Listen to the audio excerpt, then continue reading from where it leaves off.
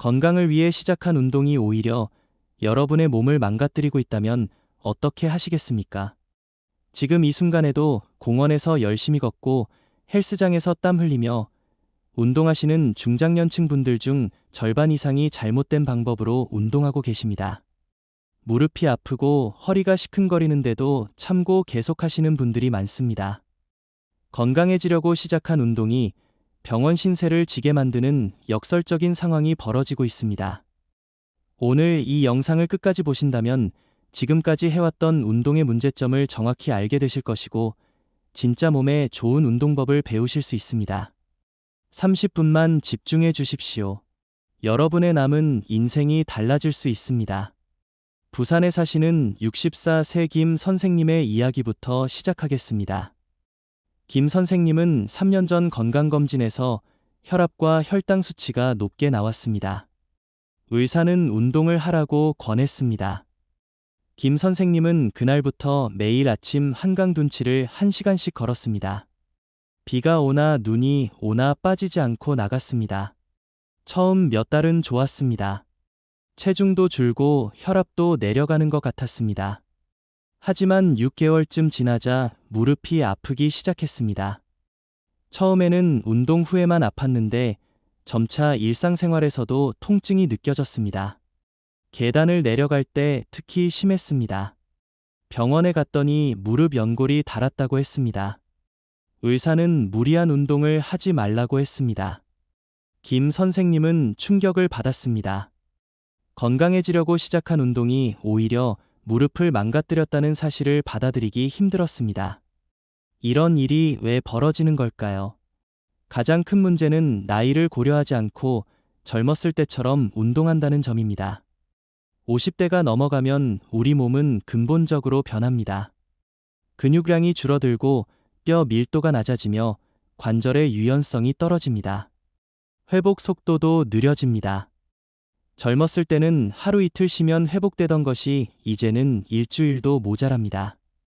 이런 변화를 인정하지 않고 과거의 방식대로 운동하면 부상을 당할 수밖에 없습니다. 특히 중장년층이 가장 많이 하는 실수가 몇 가지 있습니다. 첫 번째는 걷기 운동을 잘못하는 것입니다. 많은 분들이 걷기만 하면 무조건 건강에 좋다고 생각합니다. 그래서 매일 10,000보, 20,000보씩 걷습니다. 하지만 중요한 것은 걸음수가 아니라 걷는 방법입니다. 잘못된 자세로 오래 걸으면 무릎과 발목 허리에 무리가 갑니다. 특히 딱딱한 아스팔트 위를 빠른 속도로 오래 걸으면 관절에 충격이 계속 가해집니다. 신발도 중요합니다. 쿠션이 없는 낡은 신발을 신고 걸으면 발바닥부터 무릎 허리까지 충격이 전달됩니다. 대구에 사시는 58세 박 여사님은 매일 아침 산을 올랐습니다. 집 근처 야산이었는데 왕복 1시간 정도 걸렸습니다. 처음에는 가볍게 시작했는데 점점 욕심이 생겨서 빠르게 오르기 시작했습니다. 다른 등산객들과 경쟁하듯 속도를 냈습니다. 1년쯤 지나자 무릎이 아프기 시작했습니다. 특히 내려올 때 통증이 심했습니다.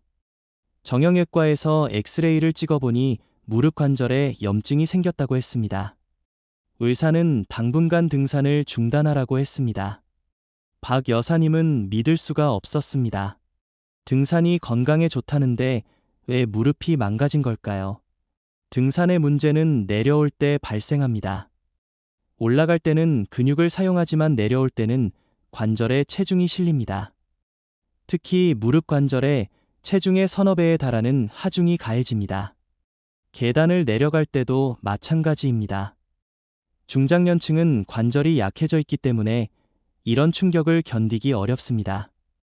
등산을 하려면 반드시 스틱을 사용해서 하중을 분산시켜야 하고 내려올 때는 더욱 천천히 조심스럽게 움직여야 합니다. 두 번째 실수는 근력 운동을 무시하는 것입니다. 많은 중장년층이 유산소 운동만 합니다. 걷기, 달리기, 자전거, 수영 같은 운동만 하고 근력 운동은 젊은 사람들이나 하는 것이라고 생각합니다. 하지만 이것은 큰 오해입니다. 나이가 들수록 근력 운동이 더욱 중요합니다. 근육이 줄어들면 기초대사량이 낮아지고 살이 찌기 쉬워집니다. 근육이 약해지면 관절을 보호하지 못해서 부상 위험이 높아집니다. 균형 감각도 떨어져서 넘어지기 쉽습니다. 실제로 중장년층의 낙상 사고는 심각한 문제입니다. 한 번 넘어져서 골절이라도 되면 회복하는 데 오랜 시간이 걸리고 그 사이 건강이 급격히 나빠집니다. 서울에 사시는 62세 이 씨는 헬스장에 등록했습니다. 젊은 사람들 사이에서 운동하는 것이 처음에는 어색했지만 트레이너의 도움을 받아 근력 운동을 시작했습니다. 처음에는 가벼운 무게로 시작해서 점차 늘려갔습니다. 6개월이 지나자 놀라운 변화가 나타났습니다. 예전에는 장을 보고 오면 힘들어서 한참 쉬어야 했는데 이제는 무거운 짐을 들고도 거뜬했습니다. 계단을 오를 때도 숨이 덜 찼습니다. 몸의 균형도 좋아져서 걸을 때 안정감이 느껴졌습니다. 무엇보다 자신감이 생겼습니다. 나이가 들어도 몸을 만들 수 있다는 것을 증명한 셈이었습니다. 세 번째 실수는 스트레칭을 소홀히 하는 것입니다. 운동 전후로 스트레칭을 해야 한다는 것은 누구나 압니다. 하지만 실제로 제대로 하는 사람은 많지 않습니다. 대충 몇 초씩 하고 넘어가거나 아예 생략하는 경우가 많습니다. 중장년층은 근육과 인대가 뻣뻣해져 있어서 스트레칭이 더욱 중요합니다. 충분히 몸을 풀지 않고 갑자기 운동하면 근육이 찢어지거나 인대가 늘어날 수 있습니다.